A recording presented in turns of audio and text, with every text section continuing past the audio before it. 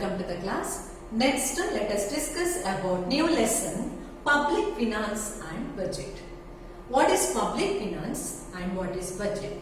What is the importance of public finance and the importance of a budget? See, we are living in a family.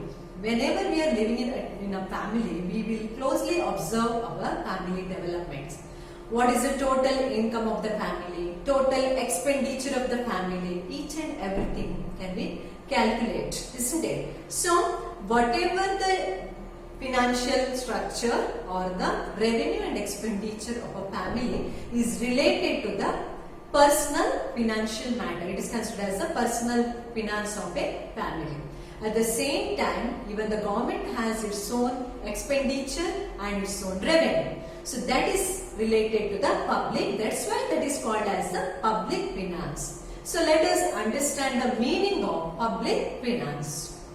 Usually, an individual earns income in the form of rent, wages, interest or profits. That is the sources of income to an individual. It may be rent, because some people will give their houses as for the rent. So whatever amount collected from them, from that is considered as the rent. That is one source of income. And next wages. Wages, you know that the salary what they will get for their service. Next interest or profits. It is the income of that particular individual. Individuals use this income for their day-to-day requirements. Whatever the income they earn, that they will use for their day-to-day requirements or the consumption, for their daily consumption, as well as to earn higher income in the future through investments, that is through the savings and investment. So they equally divided their income. In that half they will spend for their day-to-day, whatever to meet their transaction or the consumption, and remaining part they will keep for the future. Security for the future development or for the investment. Future investment, why? In order to earn more profit. That is the development in the related to the individual. When we spend more than we earn, when we spend more than we earn, we are forced to borrow and incur debt. If our earning is always, if it is, if we are not satisfied with whatever our earning, so consumption is more than your income, what happens then? We have to depend on the borrow, lending money, or will become, we have to take a debt, isn't it? So that's why what is there, in that only we have to satisfy. Otherwise what happens? It will become burden. That's why here when we spend more than we earn, we are forced to borrow and incur debt.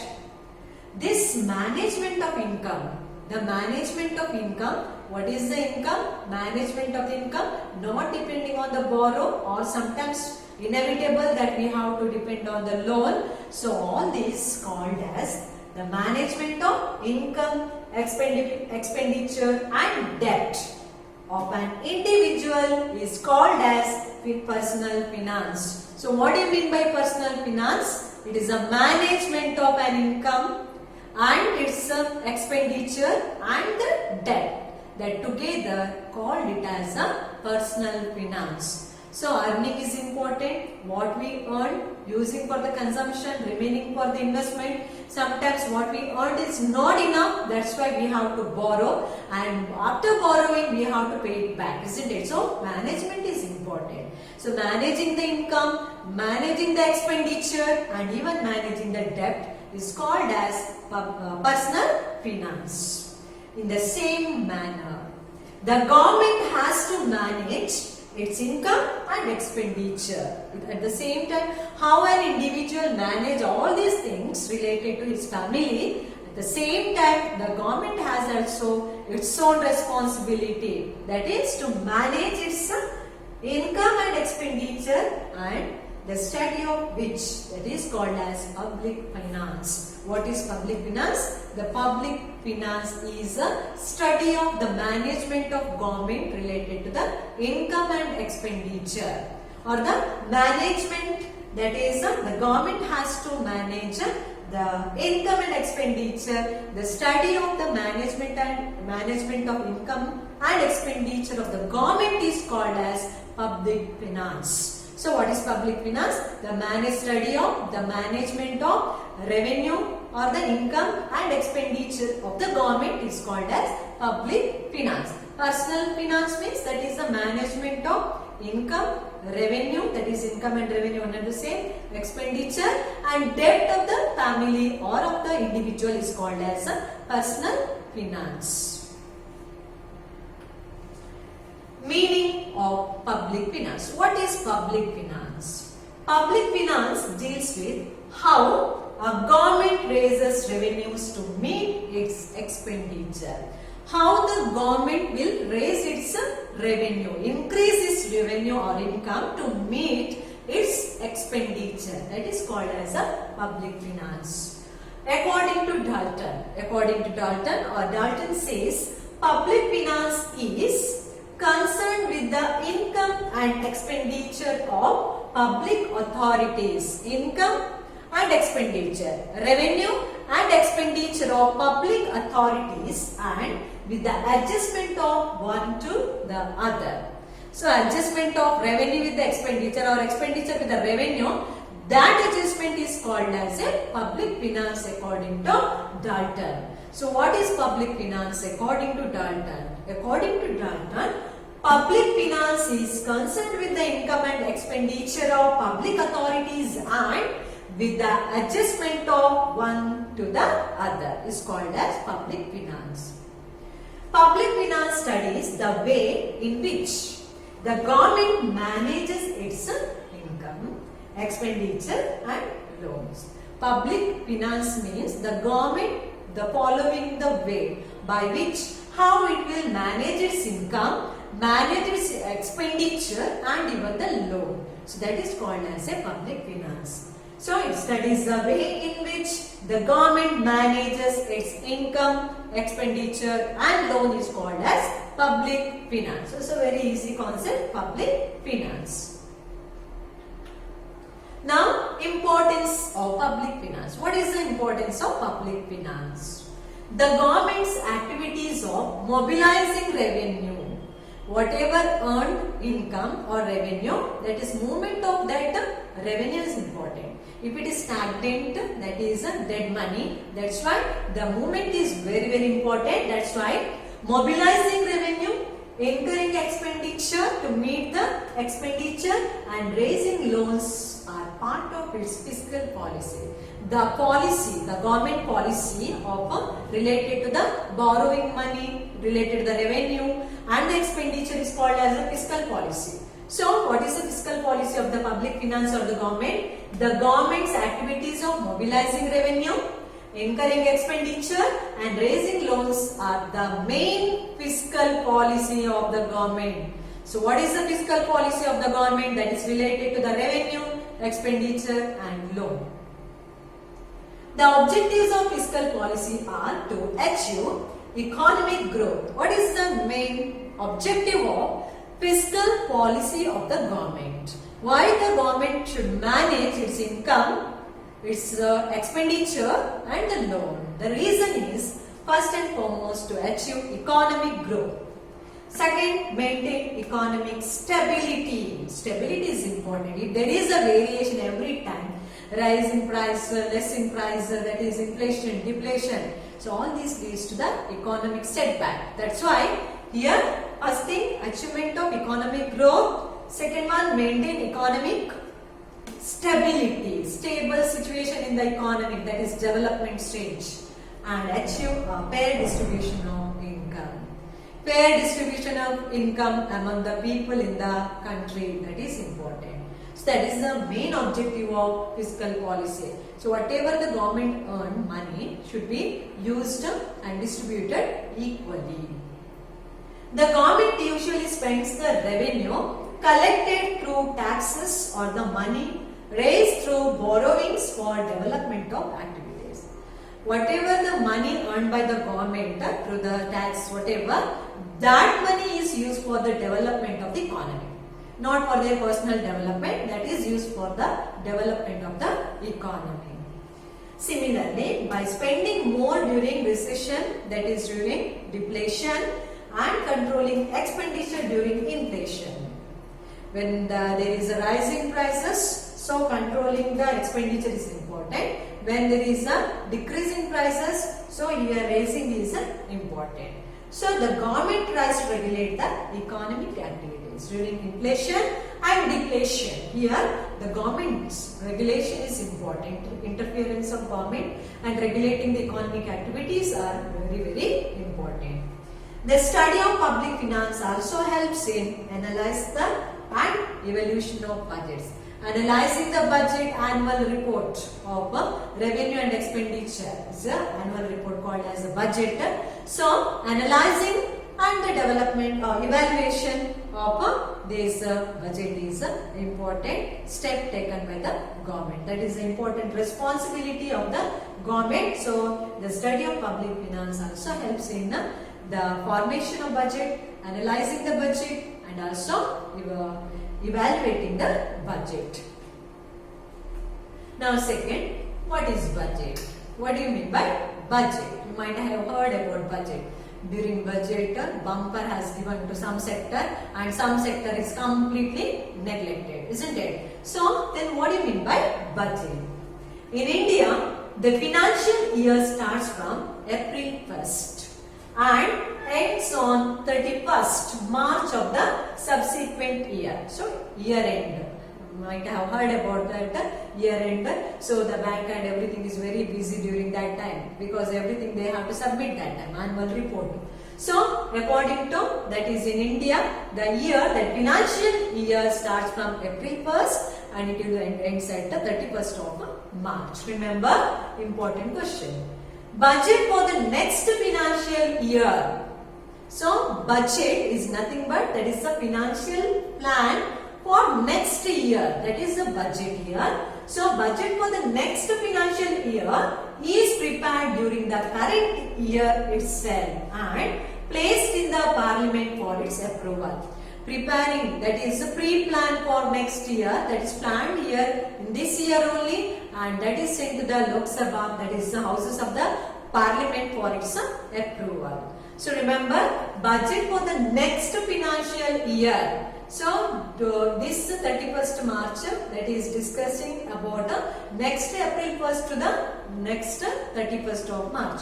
So that year's annual report, presenting annual report related to the finance, that is called as a budget year. So budget for the next financial year is prepared during the current year, present year itself and placed in the parliament for approval. Both the houses should be given its approval. First, financial bill is presented in the Lok Sabha. Finally, it is approved by the Rajya Sabha. Through this budget, the government tries to achieve the objectives of growth, stability and redistribution. What are the main objectives of public finance? That is, the first one is economic growth. Second one is economic stability. Third one, equal distribution. So redistribution. All these can be achieved with the help of effective formation of budget. So what is budget? So then what is budget? The statement of estimated income and expenditure of a year prepared by the government is called as budget. So what is budget? The statement of estimated income and calculated income or collected income and expenditure of a year prepared by the government is called as budget. The central and state governments prepare their own budgets. Central government prepare its own budget and the state government prepare its own budget related to the state, central related to the whole country. So that is annually presented in front of the people. So the central and the state governments prepare their own budget. Normally the finance minister presents. You know that who is the present finance minister? Nirmala Sitharaman. The finance minister presents the central budget in the Lok Sabha. Central budget is presented in Lok Sabha in February or March. Here the formation and the presentation of the budget is the main duty of the government. Especially finance minister will present the budget that is in Lok Sabha, that is especially during the month of February or March. February or March. There will be a detailed discussion on the budget in both the houses of the parliament, and the government obtains the approval of both the houses before 31st March. So first it will present in Lok Sabha, then it will get majority from both the houses, that is Rajya Sabha and Lok Sabha. So after getting approval, then it will be implemented. So budget itself gives the annual report or the future plan of that particular country. So that's why budget is very important here. What is budget? The statement of estimated income and expenditure of a year prepared by the government is called as budget. Budgets can be of three types. There are three types of budget. That is, one is surplus budget, second one deficit budget, and third one balanced budget. Which are the three main types of budget? One is surplus budget, second one is deficit budget, and third one is balanced budget.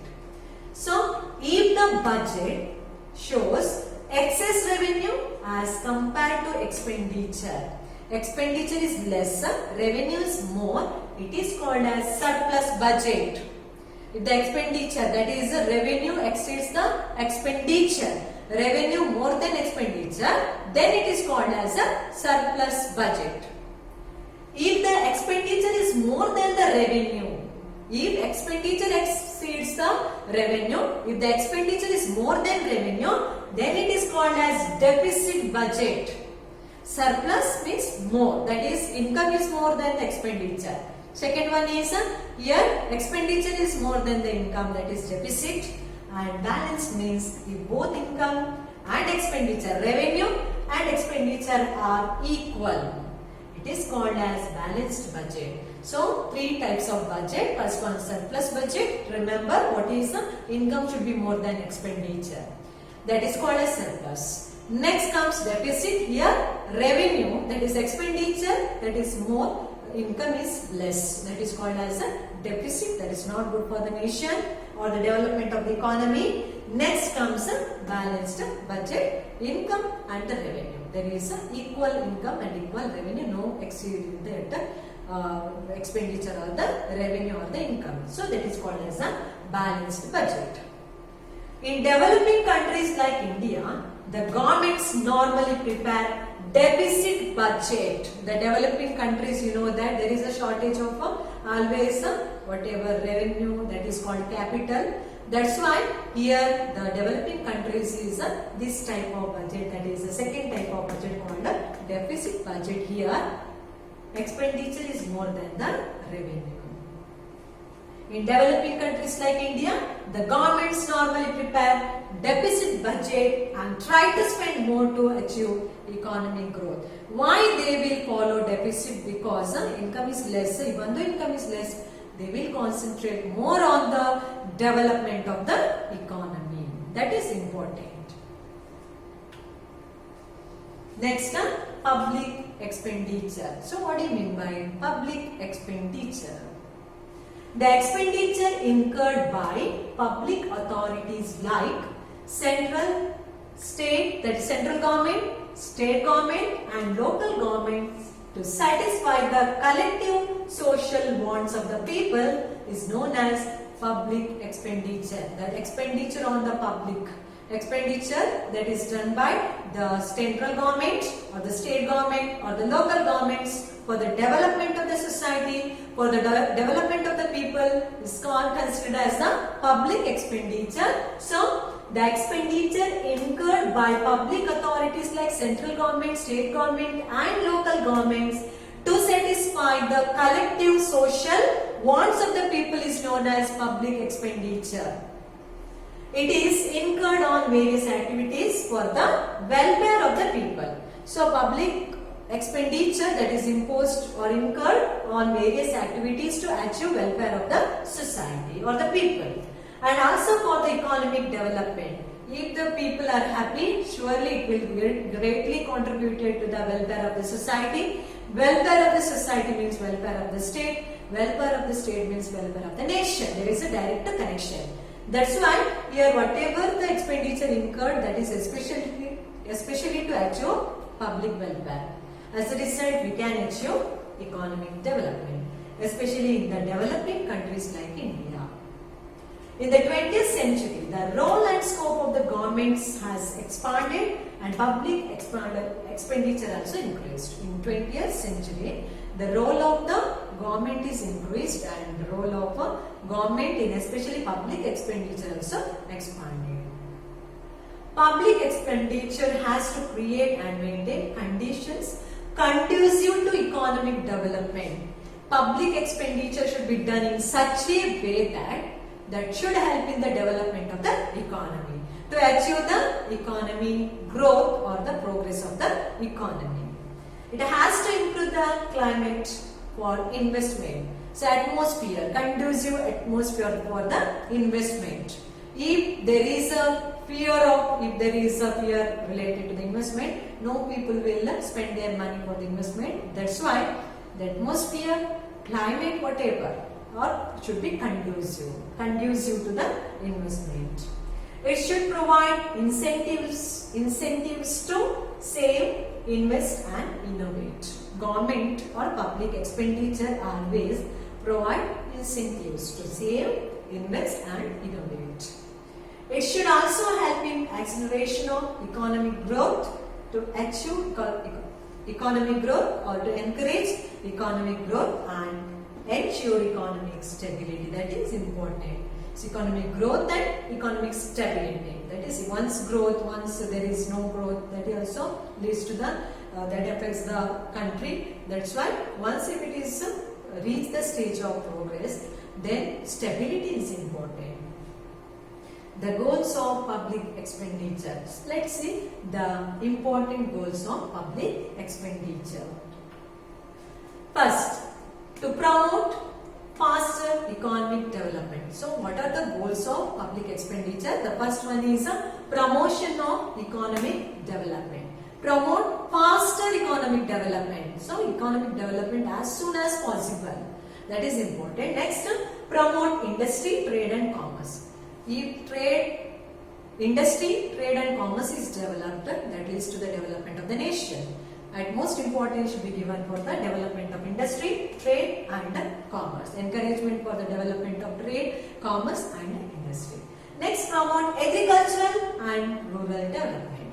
And next, agricultural development and rural development. Because you know that India is a country of villages. Village development or rural development is very, very important. At the same time, agricultural land. India is agricultural land. Development of agriculture is also important. Next, promote balanced regional growth. There is a regional, always there is a fighting among the regions. Some of the regions completely neglected. Only some regions are given the importance for the development. But instead of that here, that is called as a regional imbalance. But the public expenditure should be spent in such a way that it should achieve regional balance.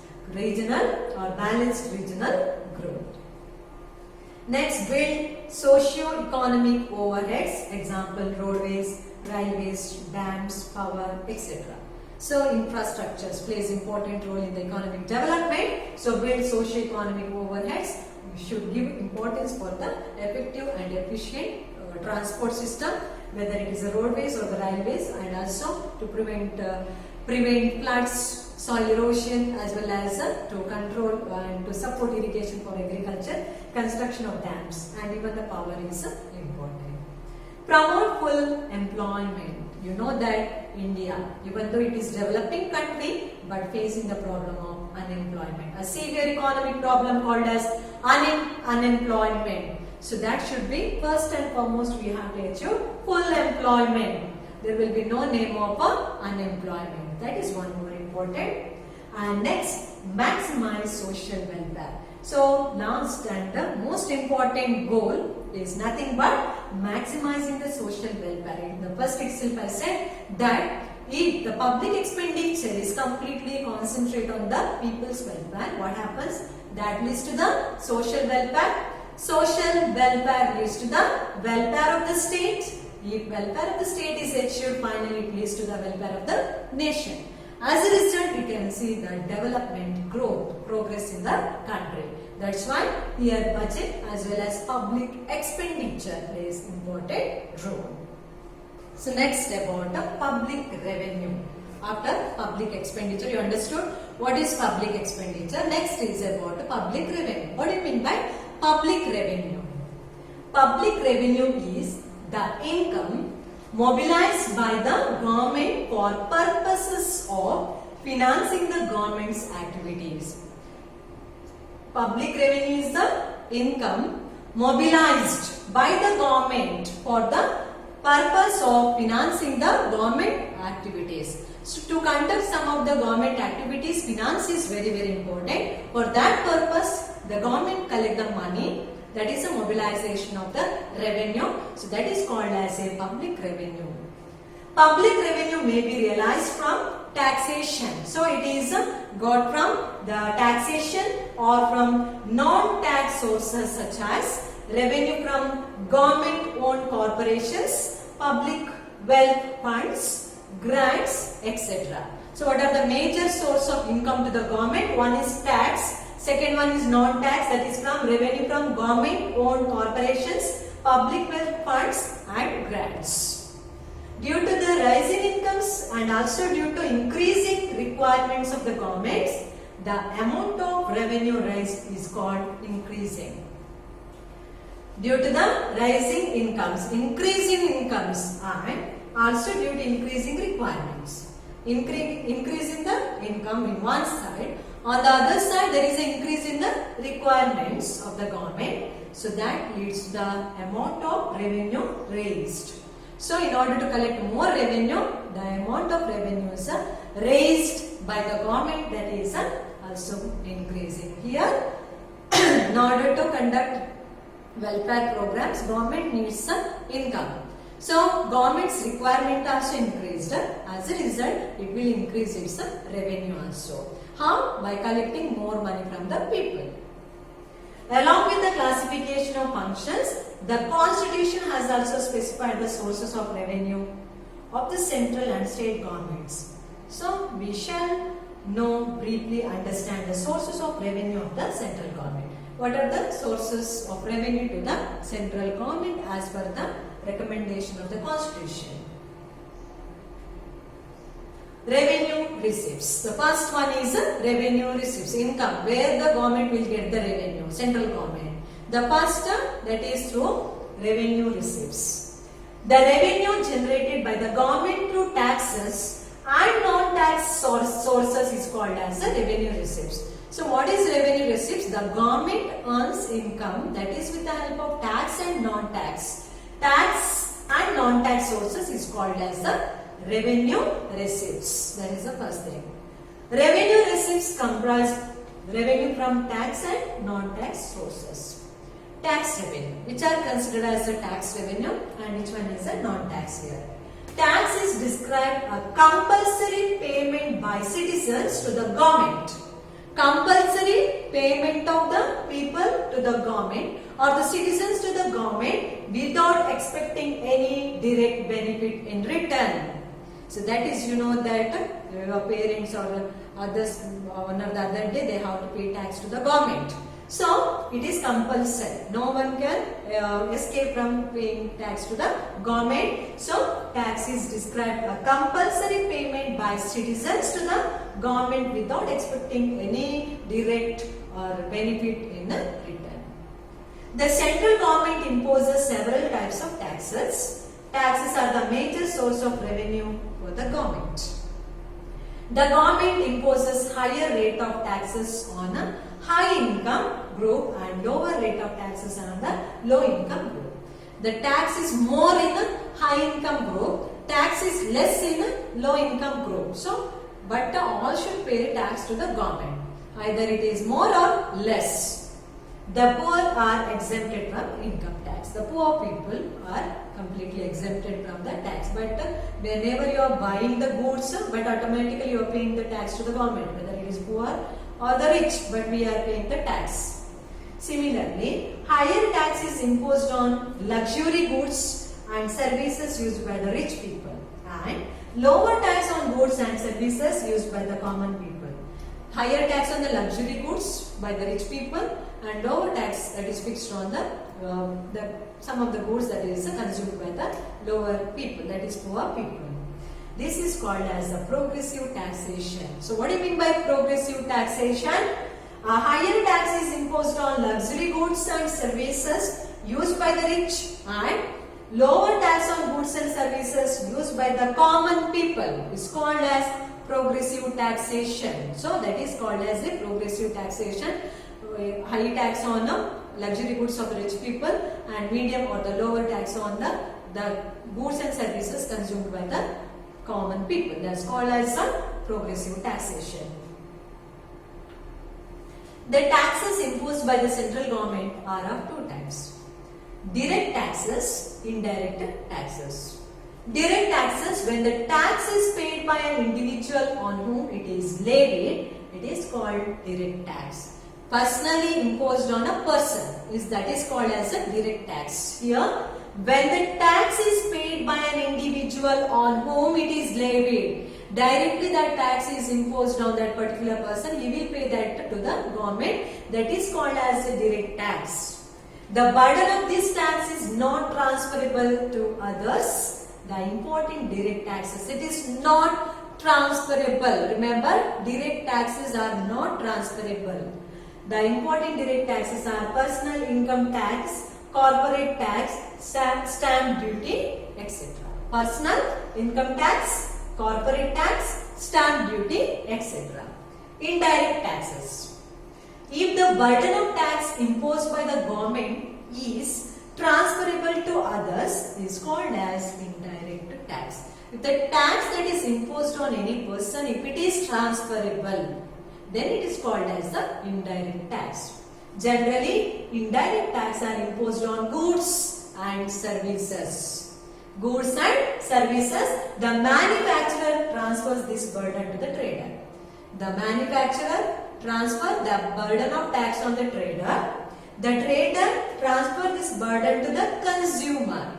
Manufacturer, government imposes on the manufacturer. Manufacturer imposes on the trader. Trader finally imposes on the consumer.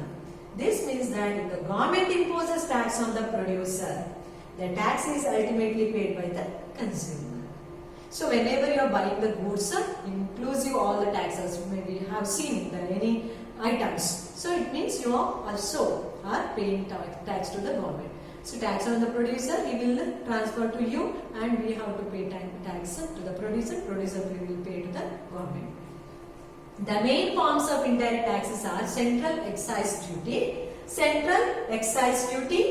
value added tax, that is VAT. Value added tax means VAT, and import export taxes and services tax. That is called as a indirect tax. That is, one is a excise duty, central excise duty, value added tax called as VAT, and import export taxes and service tax. However, with the effect from 1st July 2017, one more new type of tax is imposed on the people, a single goods and service tax called as GST. So you are familiar with the GST. Whatever you are purchasing, even for in the hotel, if you are sitting and having lunch, whatever dinner, but you have to pay GST there also. So here, with the effect from 1st July 2017, remember a single goods and service tax called as GST. That is, goods and service tax has been introduced. VAT is different, value added tax, GST is different, goods and service tax. Non-tax revenue, that is a direct tax, tax revenue comes under tax revenue. Now non-tax revenue. What are the non-tax revenues? Apart from taxes, the government gets revenue from other sources. This is called as non-tax revenue. Apart from the tax area, government will get the resource from or the revenue from other paid, that is called as the non-tax sources, that is the non-tax revenue. The main types of non-tax revenue are profit earned by the Reserve Bank of India, profit earned by the Reserve Bank of India, profit generated by the Indian Railways, revenue generated by the Department of Post and Telecommunication, because all these are directly under the central government. So that is a revenue to the non-tax revenue, that is considered as a non-tax revenue. Whatever earned by this department, that is income of the central government. Revenue generated by the public sector industries, revenue generated by the consignments, various types of fees and penalties. All these considered as a non-tax revenues. So what are the non-tax revenues? First one is a profit earned by the Reserve Bank of India, profit generated by the Indian Railways, revenue generated by the Departments of Post and Telecommunication, revenue generated by the public sector industries, revenue generated by the coins and mints, and various types of fees and penalties, etc. Next comes capital receipts. What do you mean by capital receipts? Capital receipts refers to those receipts which either create a liability or cause a reduction in the assets of the government, liability loss, or the cause a reduction in the asset, reduction in the profit of the government, that is called as capital receipt. Capital receipts refers to those receipts which either create liability or cause reduction in the asset is called as a capital receipts. For example, borrowings lead to an increase in the liability for the government. More and more, the government if borrow more and more, then what happens? It increases the liability.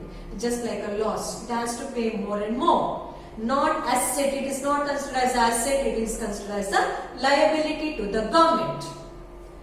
Similarly, receipts from sale of shares of public enterprises leads to reduction in assets of the government. Assets means the profit. There is a reduction, decrease in the asset or the profit of the government. Hence, they are called as capital receipts. So, these are all called as the capital receipts. The government generates capital revenue through other sources too. It withdraws its investment from its own industries. This is called disinvestment. So what do you mean by disinvestment? Government withdraw its investment from its own industries. The government withdraw its own investment from its own industry is called as disinvestment. From time to time, the state governments repay the loans they have to taken from the central government. The central and state government, here state government takes loan from the central government from time to time, but it has to repay to the central government. So that is the capital receipts. Now public debt. What is public debt or loan? The government borrows money from internal and external sources because it needs money for the developmental program. That's why what is income that is not enough for the expenditure. That's why it is depending on the borrowing. Here the government borrow money from internal and external sources. The loan obtained from citizens of the country, banks, financial institutions and industries is called as internal debt. The government that receive the loan from citizens of a country, from the banks, from the financial institutions and from the industries is called as its internal debt. The loan obtained from foreign governments. The government earn or borrow loan from the foreign government or foreign financial institutions and international financial institution, then it is called as an external debt or foreign debt. Word itself gives the meaning. So, internal within the country, external outside the country. Borrowing money inside the country is considered as an internal debt. Borrowing money outside the country is called as an external debt or foreign debt. So, public debt, that is internal and external. So, here you can see the figure below shows the revenue and expenditure of the government of India as per 2014-15 budget. here rupees comes from, that is a revenue. Here rupees goes to, that is a expenditure. Just open the reader, go through each and everything, how the income comes to the government and how the government pay in the form of expenditure. So this is the picture related to the government revenue and government expenditure. With the help of 1 rupee coin, they have explained through the paisa, how many, what is the amount or the paisa is used for a particular year comes to the government and how it goes to the public. So here income, this is the picture shows the expenditure of the government. Now deficit financing. So deficit also understood what is deficit here. If the revenue that is less than expenditure, then it is called as a deficit. Then what do you mean by deficit financing? As studied earlier, the government first estimates its expenditure and then plans the revenue mobilization. First itself it plans its, it estimates its revenue. So next it will plan for the expenditure. When doing so, it usually plans for more expenditure than the revenue.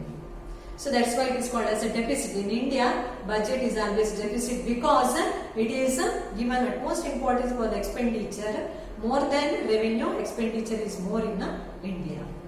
In developing countries, public expenditure is usually higher than the public revenue.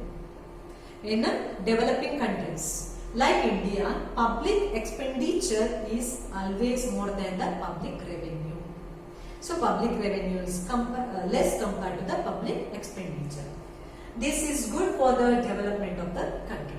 So it is good for the development of the country. In order to fill any gaps between its income and expenditure, the government raises loans from internal and external sources, etc. In order to fill any gaps between its income and expenditure, the government raises loans from internal and external sources. In order to fulfill its whatever income, it will increase its loan. So that is already learnt about central government. Once it controls, it will give free. So in this way, here the government raises loans from internal and external sources. Governments resort to various measures to cover up this deficit in expenditure over revenue, usually borrowing from the central bank of the country or by printing additional currency. How it will meet? By borrowing from the central bank or suggesting the RBI to print additional currency. Thus, deficit financing is defined as financing the budgetary deficit through loans from RBI and creation of new money.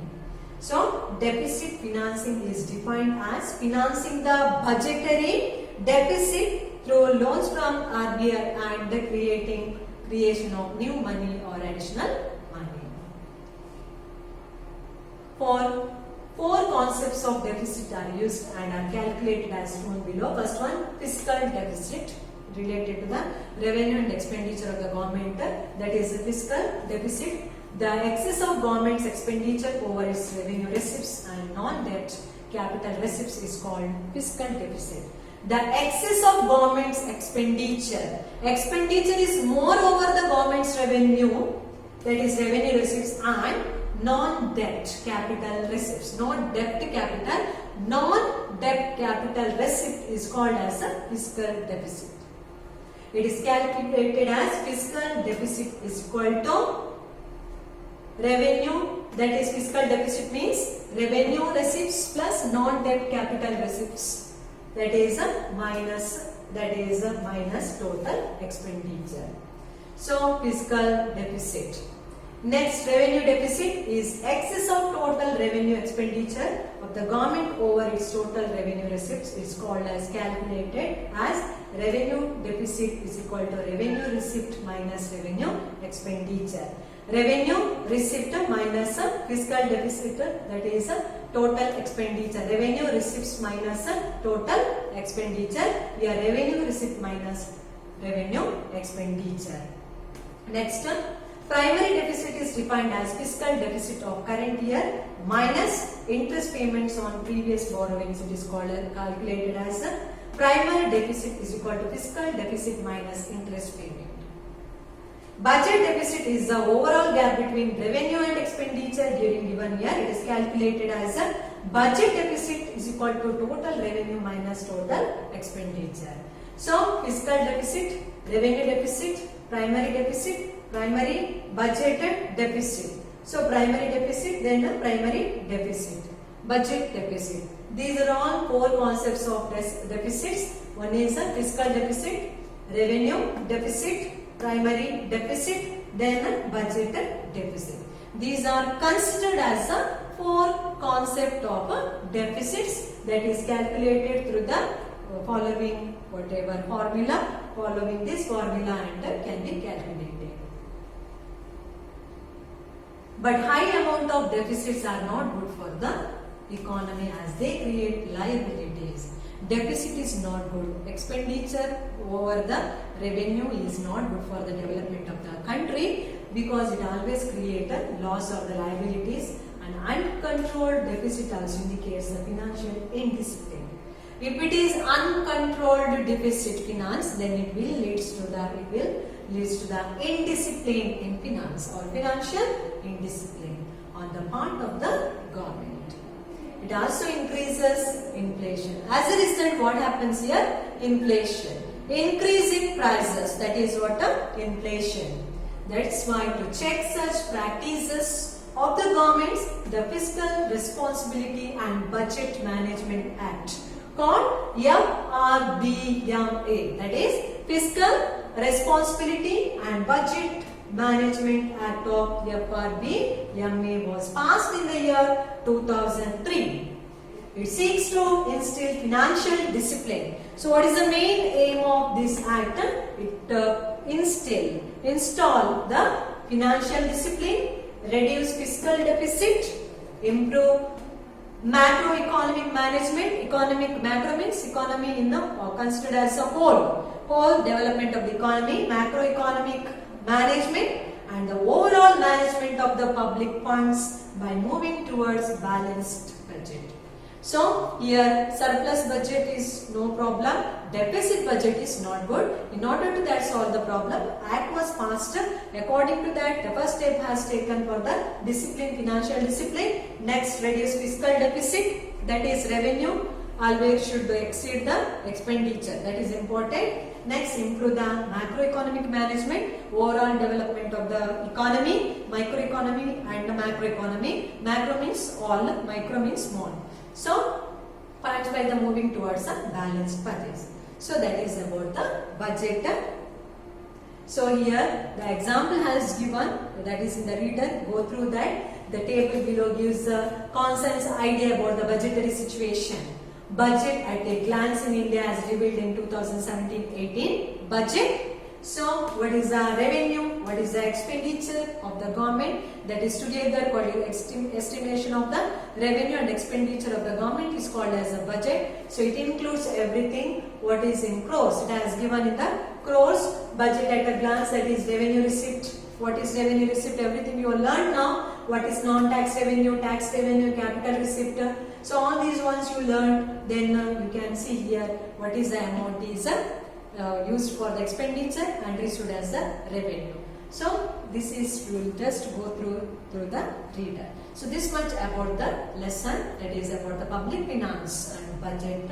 So, this is the last lesson of economics. So, only 2 lessons from second sem or second part, that is first one is about money and credit, next about the public finance. So, go through this. So, this much about the public finance.